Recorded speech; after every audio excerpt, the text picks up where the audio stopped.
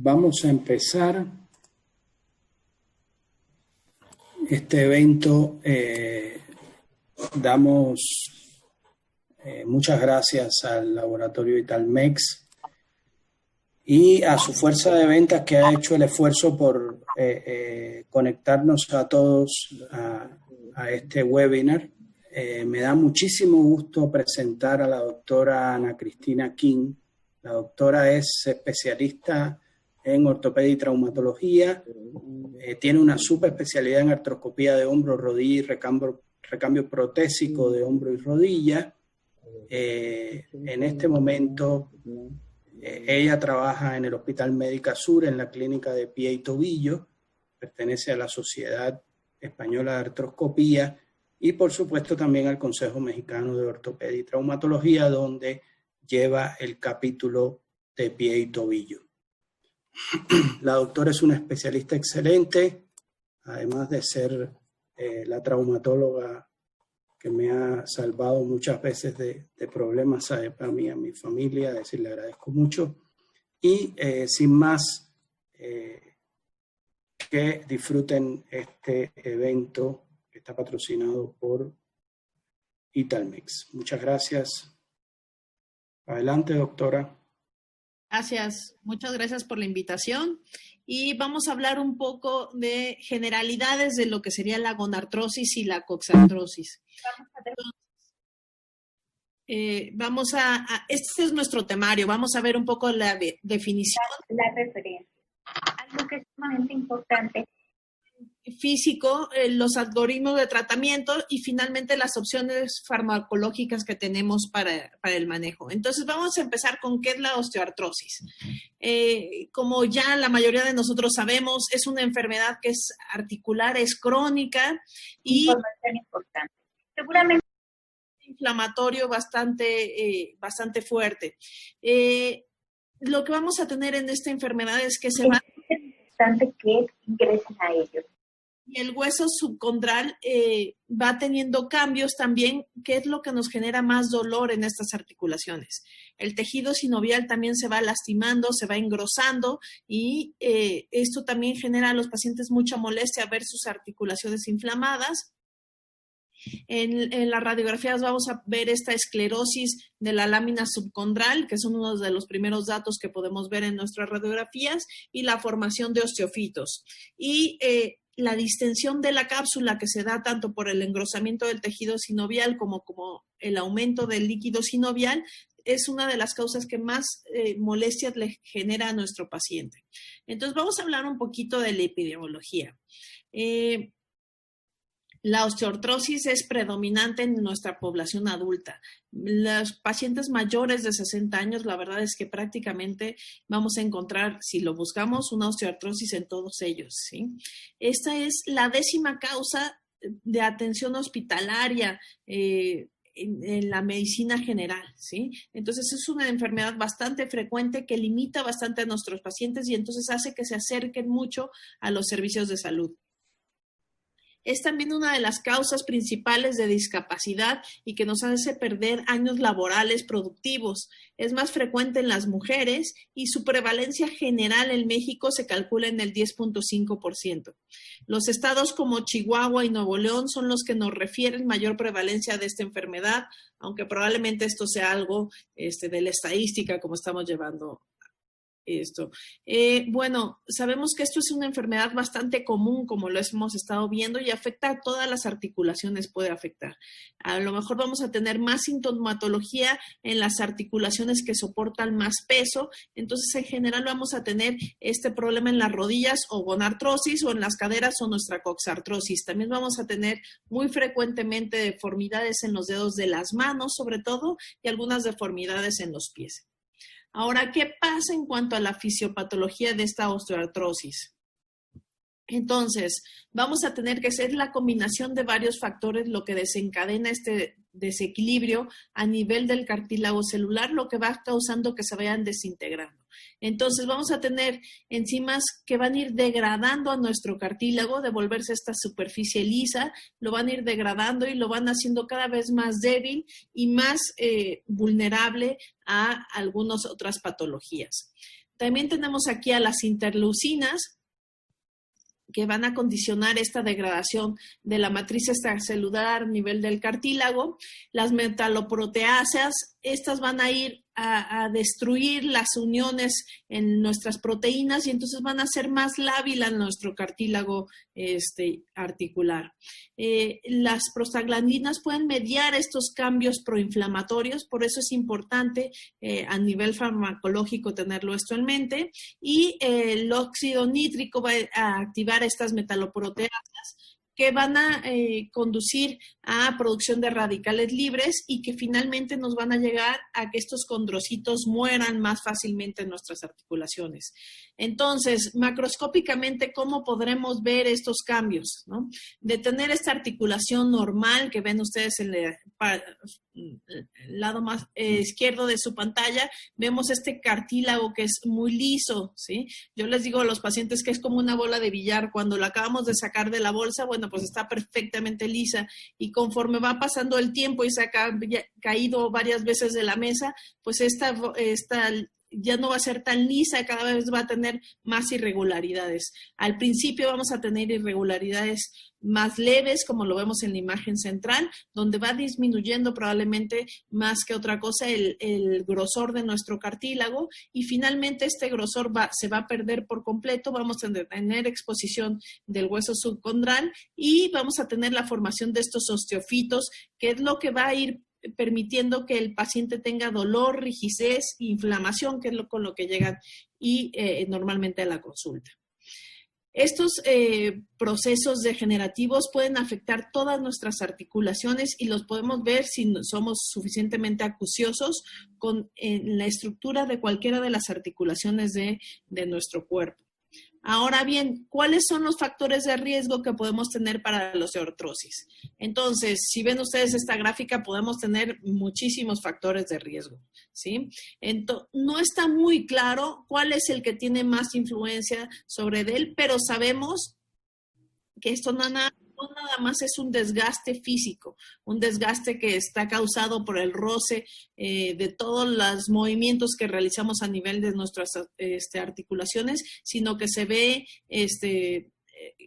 se ve una influencia de la edad, por ejemplo, del sexo, de alguna enfermedad que pudiéramos tener, factores hormonales, de la obesidad, de problemas de alineación en nuestras articulaciones. Esto es muy importante y nos va a causar algunas cargas. Entonces, en cuanto a estos factores de riesgo, sabemos que los pacientes a partir de los 40 años de edad van a tener cambios propios del envejecimiento y vamos a empezar a ver estos primeros cambios de osteoartrosis en nuestras articulaciones. A estos también podemos aumentar el que vamos a tener un poco de menos fuerza a nivel muscular y entonces vamos a tener podríamos tener algunos desvíos de nuestras extremidades, sobre todo las de carga. Esto se ha visto que estadísticamente es más frecuente en las mujeres. La obesidad, sobre todo en nuestras articulaciones de carga, es uno de los factores que vemos más constante en los pacientes que tienen mayor artrosis. Es más fácil que se desgaste cuando esa articulación está soportando más peso, ¿sí? Las lesiones previas, si tuvimos alguna fractura, algún proceso infeccioso como una secuela de artritis séptica, esto nos puede llevar también a que nuestro paciente desarrolle esta lesión articular mucho más temprano, ¿sí?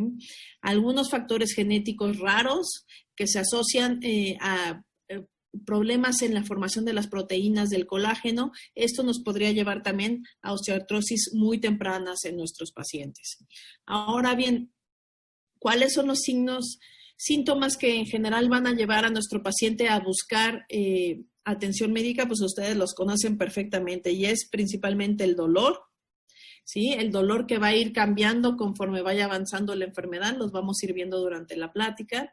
La inflamación, puede de repente inflamarse la rodilla y de repente desinflamarse, o bien ser una inflamación sostenida. O sea, va a referir que siente su rodilla o una rodilla o esto más inflamada que la otra.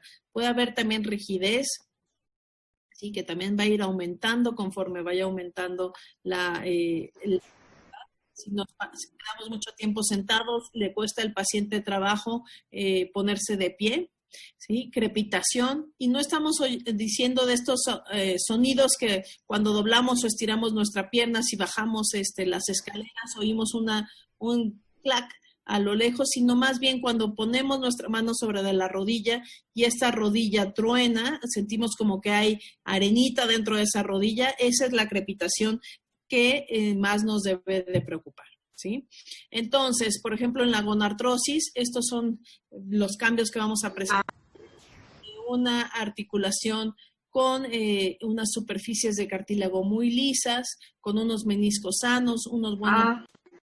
Entonces, esta articulación va perdiendo este cartílago, el grosor del cartílago en varias zonas, van apareciendo zonas donde tenemos hueso subcondral expuesto, se van formando osteofitos, el cuerpo va formando estos osteofitos, estas salientes óseas, para tratar de limitar el movimiento de la articulación. Como nosotros queremos seguir moviendo nuestra articulación, bueno, pues esto genera un conflicto de altura o el desgaste de nuestros meniscos que nos sirven para distribuir la carga dentro de nuestra articulación. Entonces, podemos modificar algunos de estos factores de riesgo, como son la sobrecarga articular, si bajamos de peso, si podemos realinear un poquito más nuestras articulaciones, si podemos fortalecer los músculos, o evitando cargar objetos pesados. Hay algunas cosas que no podemos modificar o que podemos llegar a modificar con entrenamiento, como son los defectos propioceptivos. Podemos hacer ejercicios precisamente para fortalecer los músculos. Cuando tenemos atrofias, no solo por debilidad, sino por algún problema muscular, esto nos da trabajo modificarlo, pero bueno, se puede mejorar al menos con terapias de rehabilitación, al igual que problemas como las hiperlaxitudes articulares y las enfermedades inflamatorias articulares. Bueno, pues esto también con algunos medicamentos podemos controlarlas para que el daño articular sea más limitado. Ahora, en cuanto a la edad avanzada, el sexo, la raza, trastornos endocrinológicos, si bien podemos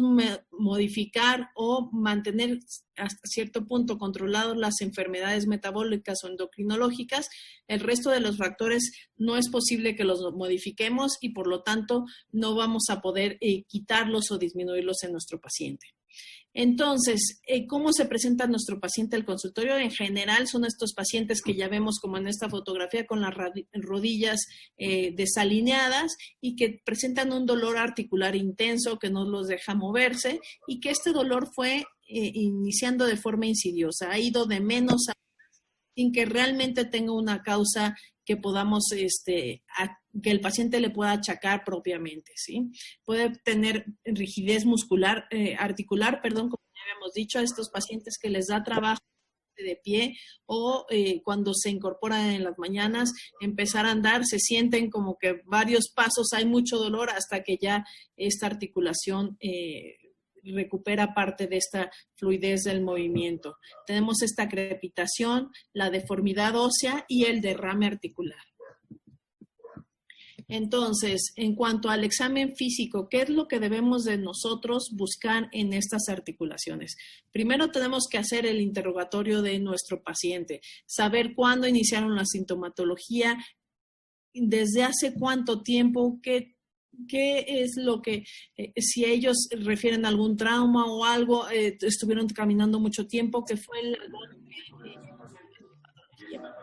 tenemos que ver si tenemos un derrame intraarticular. Esto es, si tenemos aumentado el líquido articular, y esto, por ejemplo, en las rodillas lo vamos a ver si nosotros presionamos la rótula y esta flota, entonces tenemos un signo del témpano positivo y sabemos que esa articulación está llena de líquido. Esto también es fácil que lo detectemos en las articulaciones de los dedos, en el tobillo, pero es difícil que lo detectemos muchas veces, por ejemplo, en la columna, en la cadera. Podemos tener algunos aumentos de temperatura, pero son leves en cuanto podemos palpar una rodilla y la contralateral va a estar ligeramente más caliente la rodilla que tiene dolor. Vamos a tener muchas veces alrededor de la articulación más dolorosa hipotrofia muscular. ¿Y esto por qué es? Porque al momento que la articulación duele, el paciente trata de utilizarla menos y entonces perdemos un poco de la fuerza muscular que hay alrededor de la articulación. Vamos a encontrar también limitaciones en los arcos de movimiento. No puede llegar a la flexión o la extensión completa. En la cadera lo que más se limita son los movimientos de rotaciones. Esto lo vamos a ir viendo. Y bueno, vamos a poder encontrar sobre todo en las rodillas esta crepitación, ¿sí? Puede haber dolor y espasmos musculares. Por ejemplo, en las rodillas es muy frecuente que nos refieran los pacientes dolor en toda la región posterior. Y es porque también al no estirar la rodilla, la musculatura posterior está siempre contraída y eso les genera mucha molestia, ¿sí? Y podemos empezar a ver deformidades articulares. Las rodillas se pueden ir hacia adentro, ¿sí? Haciendo unas piernas en X, o hacia afuera, haciendo unas piernas en charrito. Entonces, ¿qué vamos a buscar en nuestro examen radiológico? Si hablamos del caso de la rodilla, bueno, pues entonces ya habíamos visto ¿cuáles son? Bueno, vamos a ver aquí, ¿cuáles son los datos que si nosotros tenemos en el interrogatorio o en la exploración inicial de nuestro paciente, nos van a hacer solicitarle un estudio radiológico? Entonces, esto es pacientes que tienen derrame sinovial, ¿sí? Edema de la articulación, este signo que habíamos dicho del témpano. Pacientes que tengan pérdida del arco de movilidad sin una patología preexistente, no se cayó, no se pegó nada, entonces nos está haciendo que dudemos qué es lo que está pasando dentro de esa rodilla. Pacientes con dolor articular severo y pacientes en los que encontremos un dolor articular que no se justifique por una lesión ligamentaria, o sea, no se lastimó el tendón, no tiene una lesión de menisco, no tenemos un aumento el paciente estuvo mucho tiempo hincado y luego se inflamó la rodilla. En estos pacientes podemos esperar un poco el cuadro agudo, pero si no encontramos ningún dato que justifique ese dolor, entonces es el momento de tomar una radiografía, ¿sí?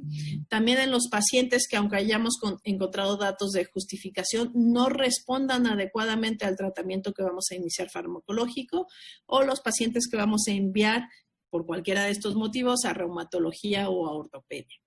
Ahora, ¿qué podemos esperar ver en las radiografías?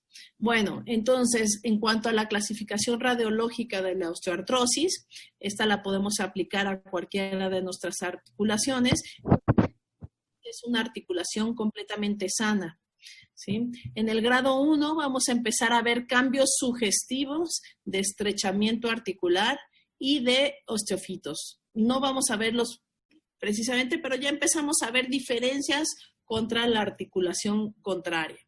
En el grado 2 vamos a ver ya una disminución de ese espacio de ese espacio articular y una presencia ya de osteofitos más formalmente. Sí, aquí vemos un osteofito que se empieza a formar y de este lado vemos un buen espacio articular, sin embargo del lado más afectado vemos una disminución del espacio, ¿sí? En el grado 3 ya vemos esta disminución mucho más marcada, los osteofitos ya formados tanto en la región tibial como en la región femoral. Vamos a ver ya una esclerosis, o sea, esta línea blanca en el hueso subcondral, ese hueso se está tratando de reforzar para evitar tanto roce y en el grado 4 ya vamos a ver una marcada disminución del espacio articular, prácticamente están rozando un hueso contra el otro. Sabemos que en esta zona pues el cartílago ya está completamente desaparecido y los osteofitos son cada vez más grandes, los vamos a ver en las dos proyecciones que tomemos de nuestra articulación. La esclerosis es mucho más marcada. Por ejemplo, aquí vemos muy blanco en relación al otro lado y vamos a ver deformidades cada vez más grandes de los extremos óseos. Ahora, en cuanto a la escala funcional, y esta es una cosa que nos interesa mucho con nuestros pacientes, necesitamos que nuestros pacientes estén activos. Entonces, nuestro paciente vamos a ponerlo en el nivel número 1, cuando el paciente no tiene ninguna limitación, puede realizar su vida normal, tanto para actividades recreativas, laborales, todas sus actividades como él desea. En el grado 2, encontramos que el paciente puede realizar sus actividades cotidianas dentro de casa y laborales, pero ya le empieza a limitar el dolor las actividades recreativas o sociales. O sea, este paciente que puede ir a trabajar, pero ya la piensa para en la tarde ir al cine o ir a pasear con la familia, entonces empezamos a tener ciertas limitaciones. En el grado 3 ya está limitado para las actividades sociales, recreativas y laborales. Sin embargo, el paciente puede realizar todas sus funciones de autocuidado. Y ya en el grado 4, el paciente es completamente dependiente de un familiar que le ayude a realizar hasta las labores de autocuidado. Entonces, ahora vamos a hablar de la coxartrosis o lo que es la degeneración de la articulación de la cadera. Entonces, otra vez, la coxartrosis, igual que la gonartrosis, no tiene una causa específica en todos los casos. No en todos los casos podemos determinar exactamente qué la causó, pero sí está relacionada con mayor edad, antecedentes familiares, lesiones previas en esta articulación o la obesidad. Entonces, estos pacientes van a acudir a la consulta, muchas veces con dolor en la ingle o que está irradiado hacia la parte anterior del muslo, o a veces, y esto es un factor que nos puede confundir, es un paciente que llega a la consulta refiriendo dolor importante en la rodilla. Y cuando exploramos la rodilla de este paciente, la rodilla se mueve bastante bien, pero el paciente refiere este dolor a nivel de la rodilla y es un dolor que viene de la cadera y está referido hacia esa rodilla. Entonces tenemos que ser ahí muy acuciosos con nuestra exploración.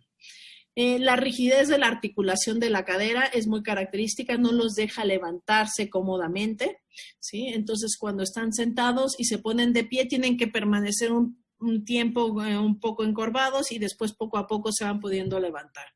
Muchas veces refieren a alguna sensación de bloqueo que no se pueden estirar rápidamente, también crepitaciones y disminución del rango de movimiento de la cadera. Esto es, a veces los pacientes nos refieren cosas extrañas como es, no me puedo poner los zapatos, ¿no? Y entonces uno dice, bueno, pero ¿por qué no se puede poner el zapato? No se lo puede poner porque muchas veces no puede cruzar la pierna, ya sea hacia adelante o hacia atrás, para poder meter el zapato en su pie, ¿sí? Porque sabemos que uno de los primeros datos que tenemos de desgaste a nivel de la cadera es la pérdida, sobre todo de las rotaciones en esta cadera, ¿sí? Entonces, cuando nosotros estemos explorando a nuestro paciente, después de haber interrogado todos estos factores, vamos a explorar si hay dolor sobre la cadera.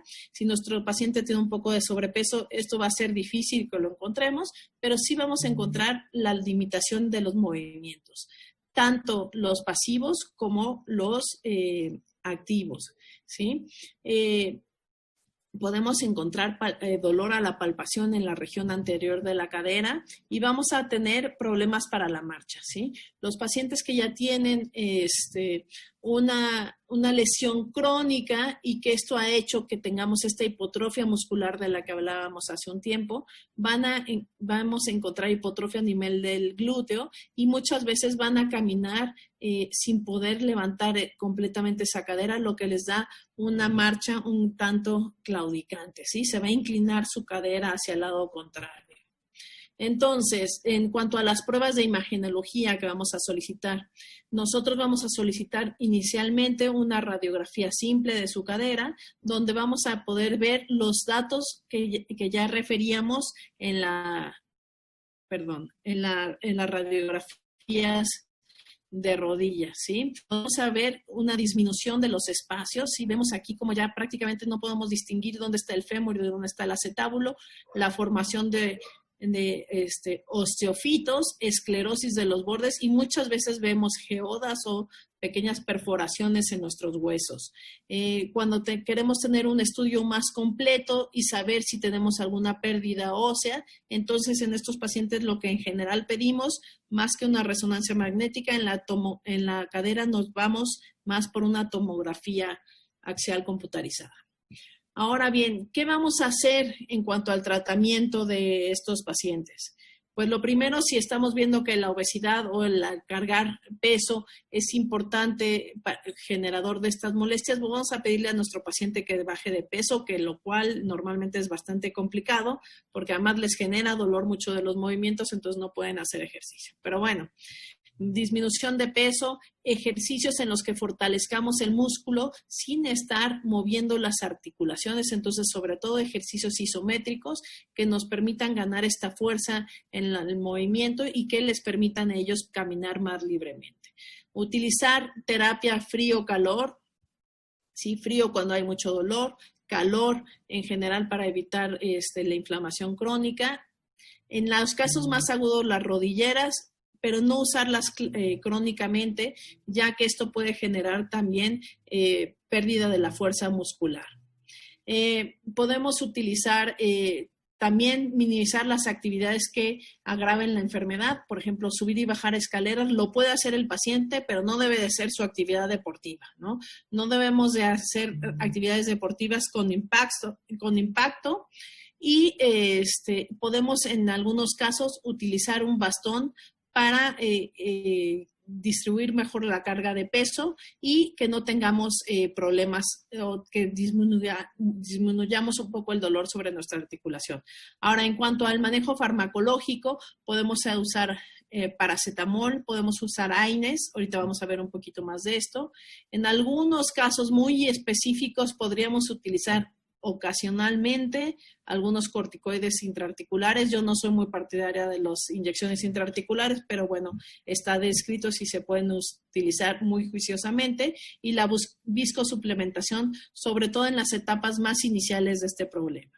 En cuanto a la cirugía, tenemos la artroscopía, sobre todo en la rodilla cuando tenemos esta degeneración de la articulación acompañada de problemas a nivel de los meniscos, o cuando tenemos cuerpos libres para tratar específicamente estas patologías, algunas osteotomías para alinear mejor esas extremidades, y esto nos sirve cuando la extremidad está desalineada, entonces poderla poner a una mejor alineación para que la carga sea homogénea en toda la articulación. Esto es sobre todo cuando tenemos también artrosis no tan avanzadas, me refiero a que no está toda la articulación ya con cambios artrósicos, sino un lugar en específico.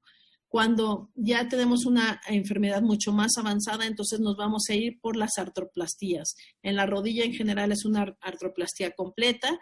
Cambiamos fémur, cambiamos tibia y en algunas ocasiones cambiamos la rótula, y en la cadera podemos decidir cambiar únicamente el fémur o cambiar tanto el fémur como el acetábulo, ¿sí? Entonces, ¿cómo vamos a manejar el tratamiento farmacológico en estos pacientes con osteoartrosis? Entonces, una de las cosas por las que podemos iniciar es con el condroitin sulfato y el sulfato de glucosamina. Estos nos ayudan a fortalecer mejorar el lecho en el que está creciendo el cartílago. Esto también, como la viscosuplementación y los péptidos de colágeno bioactivo, nos ayudan a favorecer el ambiente en el que se está desarrollando este cartílago y por ende a protegerlo un poco de todos estos factores que vimos que van agrediéndolo. Podemos agregar paracetamol y en algunos pacientes con dolores muy localizados, si el paracetamol no es suficiente, entonces agregar algún analgésico tópico, ¿sí? Con los pacientes que el paracetamol no es suficiente, podemos ir agregando AINES, ya sea AINES COX-2 o COX-1, dependiendo del tipo de riesgo que tenga nuestro paciente. Si es más un riesgo para un sangrado de tubo digestivo, para algún otro problema cardiovascular, entonces es como vamos a ir tomando nuestra decisión, ¿sí? Si no es suficiente con estos AINES, entonces vamos sumando en nuestra escalera a un opioide débil, y finalmente, si esto no es suficiente, tenemos muchas veces que ponernos a pensar si el paciente es todavía tributario a manejo con tratamiento farmacológico o necesitamos hacer algún tratamiento quirúrgico, porque no podemos tenerlo encadenado al uso de medicamentos durante toda la vida. Entonces, necesitamos considerar el uso de otros analgésicos cuando el paracetamol no es suficiente para nuestro paciente, y entonces es cuando se van a ver beneficiados con un AINE, ¿sí? Entonces, ¿cómo vamos a escoger cuál es el mejor AINE para darle a nuestro paciente? Entonces, tenemos que poner en esta balanza que ustedes ven los efectos adversos contra los beneficios y ver si nuestro paciente está más inclinada su balanza a tener problemas por gastrointestinales con los COX-1 o cardiovasculares con nuestros COX-2, ¿sí? Entonces, en estas flechas que tenemos abajo, vemos cuáles tienden a proteger más nuestro estómago, que son todos los COX-2, el etericoxib, el rofecoxib, y cuáles tienden a proteger más nuestros problemas cardiovasculares, que sería pues el naproxeno, el ibuprofeno o el ácido salicílico. Entonces, tenemos que escoger el medicamento después de una evaluación individual de nuestro paciente. Esto es bien importante y sobre todo teniendo en mente el prevenir complicaciones, ¿sí? Entonces vamos a hablar un poco de la acetamicina. Entonces vamos a ver que tiene un efecto inhibidor débil de la síntesis de prostaglandinas, ¿sí? Esto es lo que nos favorece es que tiene una baja toxicidad renal y bajos problemas gástricos. Entonces, este medicamento sobre todo bloquea preferencialmente la COX-2 y en menor grado a la COX-1. Por eso nos previene estas manifestaciones gástricas. Al mismo tiempo mantiene un potente efecto antiinflamatorio, que eso es lo que queremos ofrecerle a nuestro paciente, ¿sí? Puede inhibir la serotonina y la histamina y esto es le provee de este efecto antiinflamatorio potente, ¿sí? Entonces es un medicamento bastante seguro y que podemos usar en estos pacientes que necesitamos agregar a ese paracetamol un antiinflamatorio. Lo podemos usar en nuestros pacientes cuando tienen osteoartrosis, que es el caso, artritis reumatoide, espondiloartrosis o algún otro problema inflamatorio de los tejidos blandos, ¿sí? Entonces, si lo comparamos con la indometacina, que es uno de los antiinflamatorios más antiguos que tenemos, bueno, pues entonces vemos que la indometacina puede llegar a lastimar bastante con mayor frecuencia la mucosa gástrica, ¿sí? Entonces, este medicamento nos provee de una mejor tolerabilidad gástrica en comparación con la indometacina, ¿sí? Entonces, esto es porque tiene poca influencia sobre las prostaglandinas en comparación con otros medicamentos. Entonces, aquí vemos cómo este medicamento está bastante abajo de nuestra línea, en el cual podríamos encontrar un efecto que nos vaya a llevar a tener problemas gástricos. Y esto es muy importante con nuestros pacientes. Estamos diciendo que son pacientes de edad avanzada a los que se los vamos a dar, en los que en general tenemos una polifarmacia. Entonces tenemos que tener medicamentos que nos ayuden a tener sano nuestro estómago, todo nuestro aparato digestivo. Otro de los efectos que se ha visto es que este medicamento nos ayuda a mantener cierta concentración de la albúmina sérica, lo cual en algunos pacientes nos puede resultar favorecedor el podernos ayudar a levantar las proteínas séricas, ¿sí? Ahora vamos a hablar un poco del etirocoxib. Este medicamento también es un antiinflamatorio no esteroideo y es altamente selectivo de la COX-2. Entonces tiene un gran poder antiinflamatorio y nos da muy poca toxicidad a nivel renal y gástrico, ¿sí?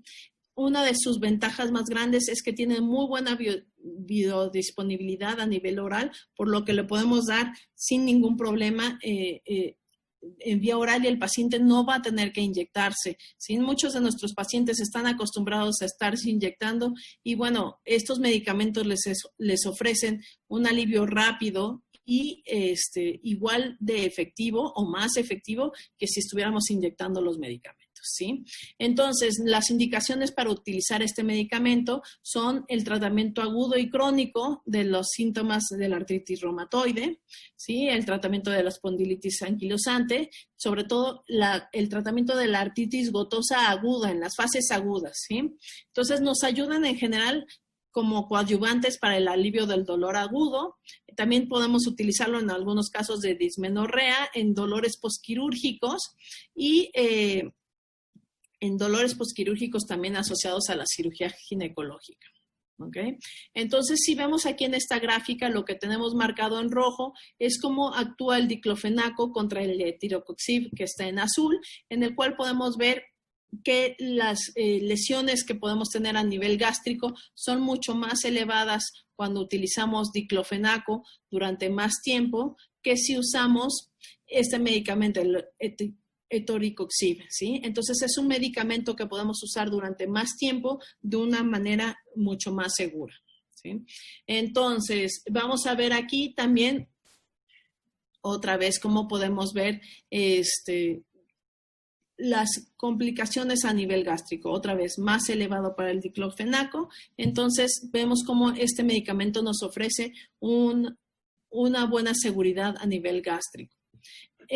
También es muy importante que veamos que tengamos una buena solución de los síntomas con el uso de estos medicamentos, ¿sí? Si bien una de nuestras prioridades es no tener complicaciones, también queremos que el medicamento sea efectivo para el control del dolor.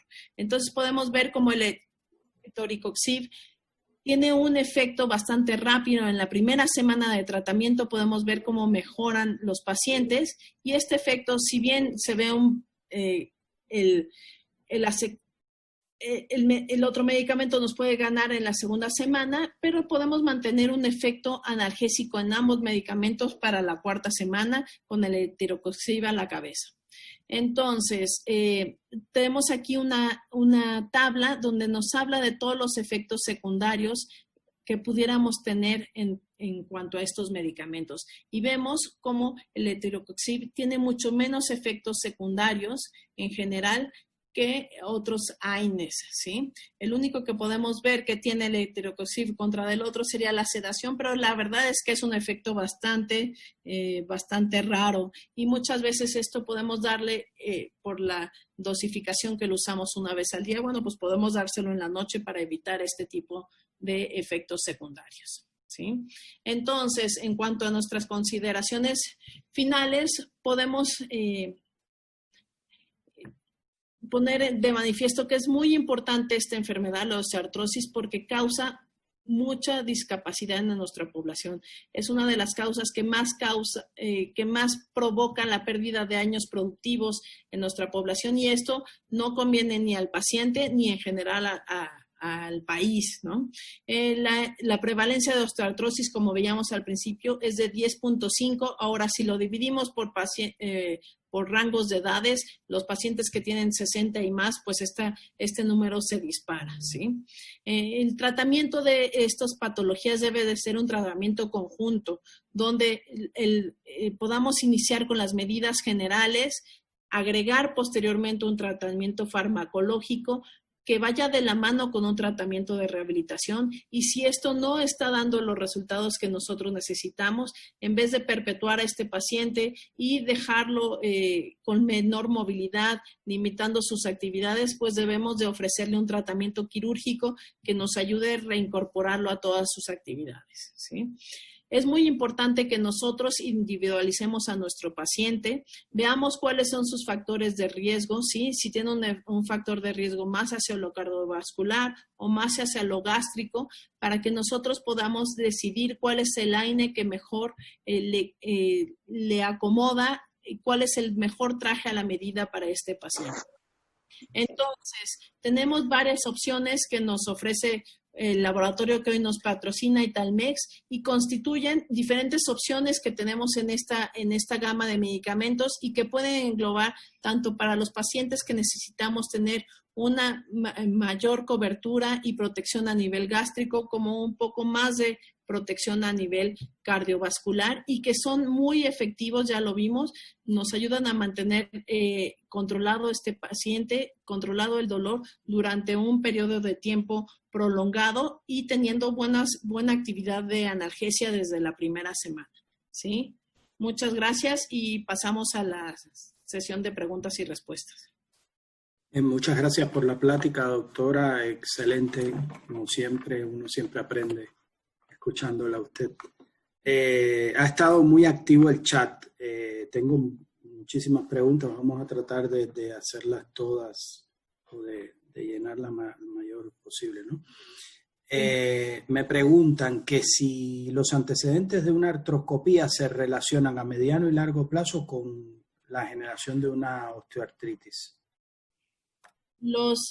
El antecedente de una artroscopía, no el hecho de tener una artroscopía es lo que va a causar la osteoartrosis, pero en general si se hizo una artroscopía es porque probablemente ese paciente haya tenido alguna lesión de menisco, alguna lesión ligamentaria que lo predisponga a tener problemas de artrosis temprana. Pero no es el hecho quirúrgico, sino el por qué se realizó esa cirugía. Hay otra pregunta por acá que dicen, aumento del líquido sinovial de forma recurrente. Supongo que se refiere a un derrame articular, ¿no? De forma recurrente. ¿Qué usted recomienda en ese caso? Bueno, si tenemos un derrame articular agudo, de repente la rodilla se inflamó y esa rodilla está a tensión, lo más recomendado es drenar esa articulación, quitar ese aumento de volumen, porque también la presión va a causar un estrés sobre los condrocitos y nos va a hacer que tengamos mayor apoptosis de estos. Ahora, si es un edema que no está nunca a tensión, pero sí se está inflamando, el paciente refiere que se inflama si camina un par de cuadras o esto, probablemente lo que tengamos que evaluar es si no tiene ya una artrosis muy avanzada y lo que necesitamos es proponerle algún tratamiento quirúrgico mucho más encaminado hacia un reemplazo articular. Creo que ahí sería muy importante evaluar realmente cómo está esa rodilla para poderle ofrecer otro tipo de manejo y no estarlos puncionando, que es lo que nos puede llevar a problemas, sobre todo infecciosos en las articulaciones. La felicitan acá por la plática muchos médicos. Me pregunta acá el doctor Víctor Manuel Candia.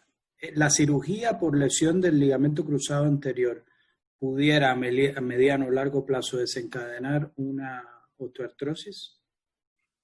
Ok.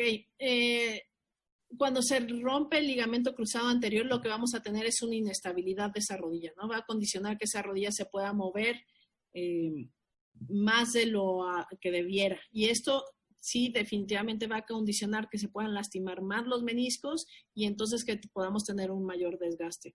Ahora, en principio, se operan los pacientes para poder colocar un nuevo ligamento cruzado y que esta estabilidad se compense. Ahora, nunca podemos, y por eso han visto ustedes en las técnicas que ha habido un túnel, dos túneles, el túnel se ha ido acostando, parando, ¿sí? Buscando tener una mayor estabilidad. La verdad es que es difícil que nosotros podamos ofrecerle al paciente la estabilidad que tenía con el ligamento nativo y sí puede tener mayor desgaste, aunque un ligamento cruzado que se reparó oportunamente, entonces va a tener mucho menos riesgo de generar una artrosis que una rodilla que se ha quedado sin el cruzado. Entonces, otra vez, no es la cirugía para la reparación del cruzado, sino por el contrario, el haber perdido este cruzado y el tiempo que esa rodilla estuvo sin el cruzado. La doctora Susana Camargo la felicita por la plática y le pregunta ¿qué tipo de ejercicio se debe indicar en gonartrosis y coxartrosis? Dice, cuando el cuadro es crónico y no hay datos de agudización.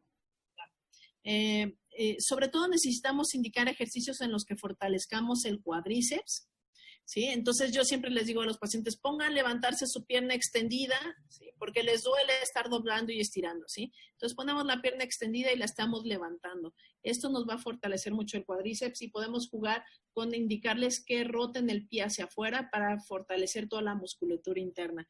Y otra cosa muy importante es ponerlos a hacer muchos ejercicios de elasticidad, ¿sí?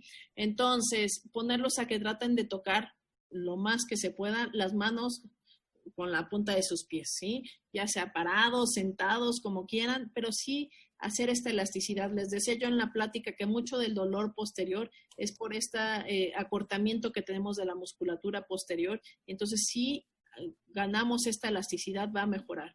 Ahora, en cuanto a la coxartrosis, perdemos fuerza en los glúteos, entonces también podemos pedirle al paciente que se acueste de lado y levante un poco la pierna, ¿sí? Ahora, no son ejercicios para que la levanten medio metro del suelo, sino con que la levanten 10 centímetros y estén activando la musculatura, con eso es suficiente.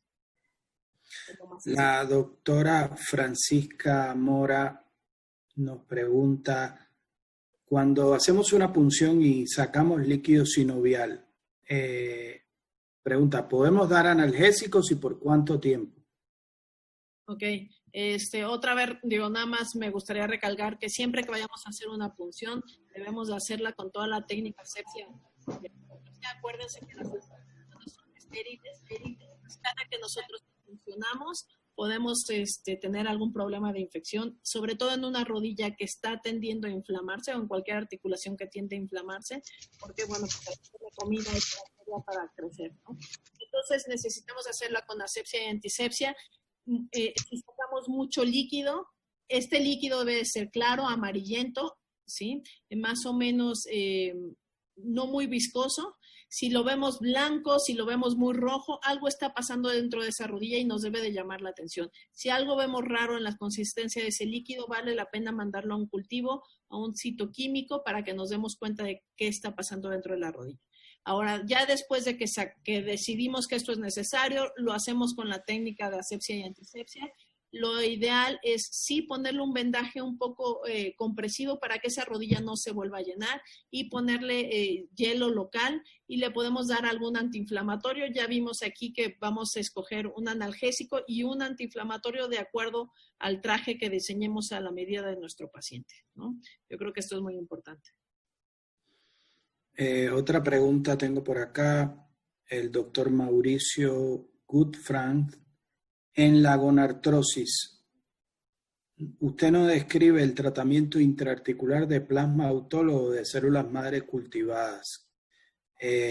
La pregunta es, ¿en México se cultivan células madre para aplicación intraarticular?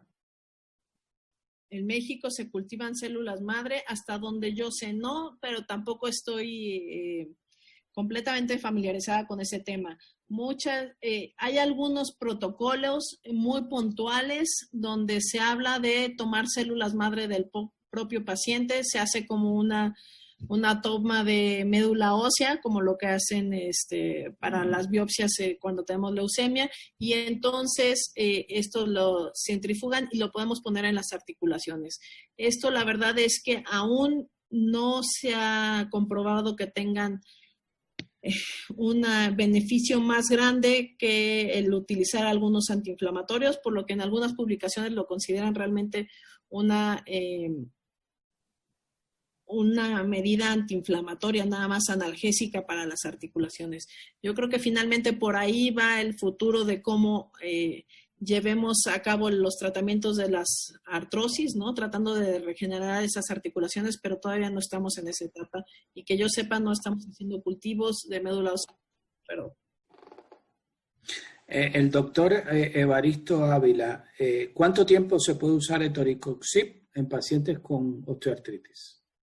Yo creo que ahí tenemos que evaluar a nuestro paciente, saber si tenemos algún factor de riesgo. Yo en general para las cosas agudas no suelo dar más de 15 días de tratamiento y lo suspendo, ¿no?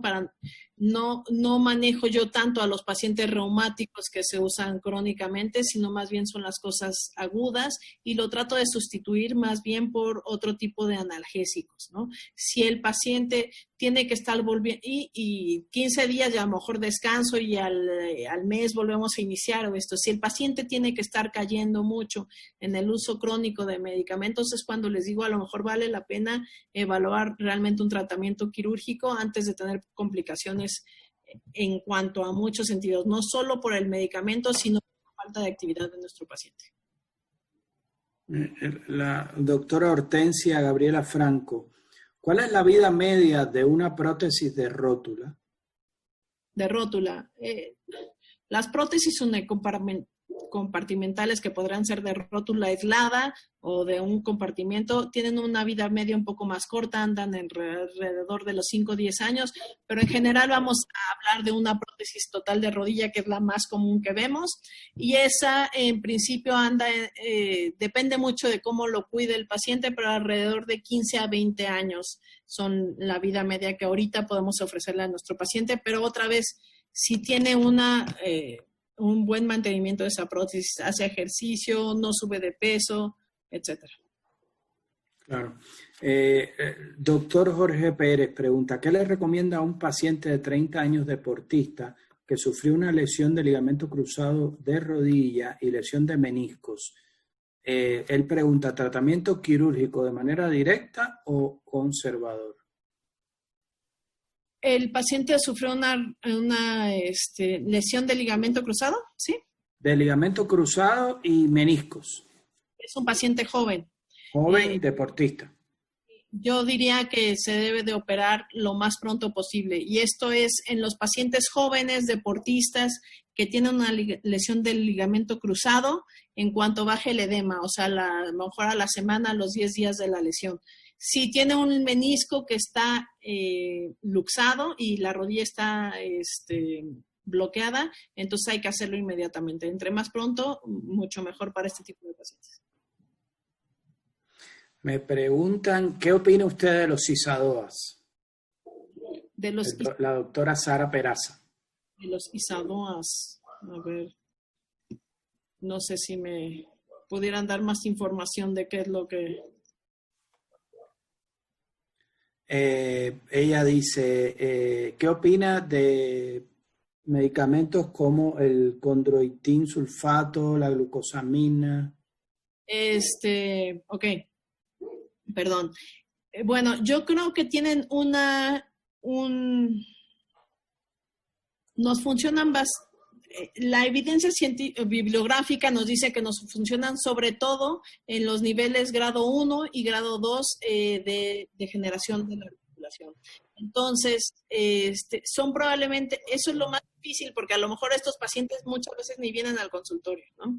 Pero es en los que tenemos una mejor función porque esto nos decíamos en la práctica, nos ayudan a mejorar el entorno en el que está desarrollándose ese cartílago y entonces para ello necesitamos tener las bases del cartílago. Si ya tenemos una lesión grado 3 o grado 4 donde ya está expuesto el hueso subcondral, pues ahí van a tener poco beneficio. Sin embargo, pueden servir para la articulación vecina. ¿Por qué? Porque, por ejemplo, en las rodillas, muchas veces si una rodilla está muy lastimada, pues va a cargar más peso la rodilla contraria. Y entonces ahí pueden tener un muy buen campo de acción los medicamentos protegiéndonos la rodilla que está soportando el peso que lleva la rodilla que está más lastimada, ¿no? Entonces yo creo que sí tienen un campo de acción, yo sí los uso regularmente y creo que los pacientes se sienten bastante mejor. La doctora Maribel Carmona, ¿qué tratamiento recomienda usted para un paciente que tiene osteoartrosis y se niega a operarse? Pues miren, yo la verdad es que les digo a los pacientes, las prótesis en general no es que yo lo vaya a convencer al paciente, el paciente va a venir a solicitar la prótesis, porque es un paciente que se va a ver cada vez más limitado, ¿no? Entonces, y finalmente ellos la solicitan realmente porque ya no se pueden desplazar, no pueden ir al baño muchas veces, ¿no? Entonces, pero para estos pacientes que les está costando trabajo decidirse, son las medidas, farmacológicas, analgésicos, pero no llenar los medicamentos tampoco para que no vayamos a tener alguna complicación, ¿sí? Darles pulsos, como les decía, 15 días, luego descansar otra vez de los antiinflamatorios, mantener un analgésico de base, sobre todo los ejercicios y la dieta, ¿no? Aquí funciona bastante bien el de utilizar algún bastón o muletas o andadera, dependiendo de la edad y la habilidad del paciente, para desplazarse, quita mucho el peso de las articulaciones y les reduce bastante el dolor. Me pregunta el doctor Evaristo Ávila Cuevas, ¿qué experiencia tiene con el uso de nabumetona en osteoartritis de rodilla? Nabumetona. Yo no lo conocía, por eso tuve que buscar acá. No, la verdad es que no, le diría que ninguna experiencia. Perfecto, excelente. A ver, otra. ¿Qué tan frecuente es la lateralización de la rótula? La doctora Hortensia Gabriel Franco. Ya, bueno, muchas veces lo que pasa es que nuestra rodilla se va yendo en valgo, o sea, se va yendo hacia adentro y la rótula pues queda donde ella estaba originalmente, ¿no? Y entonces vemos esa rótula muy lateralizada. Y esto nos pasa mucho en nuestras pacientes, sobre todo nuestras pacientes femeninas tienen más al valgo y cuando tienen aún mayor peso corporal, pues los muslos también se separan y entonces todavía tenemos más este problema del valgo y entonces es cuando tenemos más esta rótula lateralizada, ¿no? Hay problemas, patologías que desde jóvenes tienen la rótula lateralizada y este es otro tipo de problema, los pacientes que tienen valgo desde la infancia, pero en estos pacientes de osteoartrosis los podemos ver porque se va deformando la articulación. Entonces, no es tanto que la rótula se haya ido, sino que la rodilla se está yendo de donde debería de ser, y es cuando nos sirven en etapas tempranas las osteotomías para realineación y volver a poner esa pierna recta, y también los ejercicios de fortalecimiento, esto que le decía, levantar la pierna extendida y con el pie viendo hacia afuera para fortalecer todos estos músculos mediales que muchas veces sí son mucho más débiles que los laterales y favorecen esta lateralización que vemos en nuestros pacientes de la rótula, ¿no? El doctor Evaristo Ávila, yo creo que es la última, cuando él se refería a ese medicamento que platicamos, que yo no conocía, usted parece que es Relifex. No sé, por el nombre, la sal, perdón. La sal. Sí. Bueno, pues es uno de los medicamentos que podamos usar, ¿no? Que está en el arsenal y que eso, pues tenemos que determinar cuál es el medicamento que mejor funciona para nuestro paciente, ¿no? No hay ningún medicamento que le vaya a funcionar a todos nuestros pacientes, no hay ninguna receta realmente de cocina, sino tenemos que ir adaptando este traje a la medida para cada uno de nuestros pacientes, ¿no? Yo creo que esto es bien importante. Ya, yo creo que ya estamos más como en tiempo, doctora. Le voy a hacer la última pregunta del doctor Jesús Demetrio Castillo. Él pregunta, ¿qué usted cree de acemetacina, pero desde el punto de vista personal, es decir, en su consulta diaria? ¿Que si yo la uso? Preguntan cuál es su opinión en general sobre el producto. Yo creo que es un medicamento que es bastante bien tolerado a nivel gástrico, que eso es importante, y que sí tiene un efecto antiinflamatorio, o sea, el paciente sí tiene un mejor control del dolor.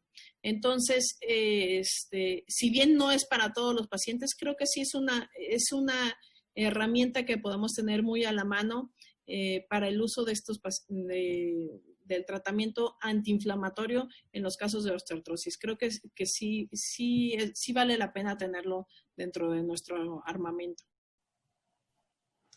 Doctora, yo creo que ya estamos en tiempo de terminar.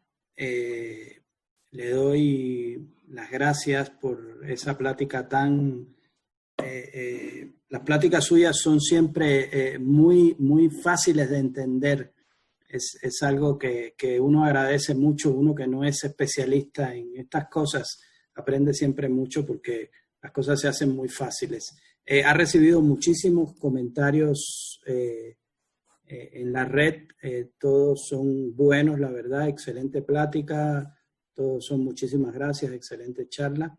Le agradecemos mucho al Laboratorio Italmex por haber patrocinado esta conferencia y también a la fuerza de ventas que ha logrado que todos estemos aquí el día de hoy a esta hora en esta situación anómala en la que vive México, y esperemos que pase pronto y que nos podamos ver otra vez frente a frente. Muchísimas gracias a todos. Muchísimas gracias, doctora, por esta excelente plática. Gracias por la invitación.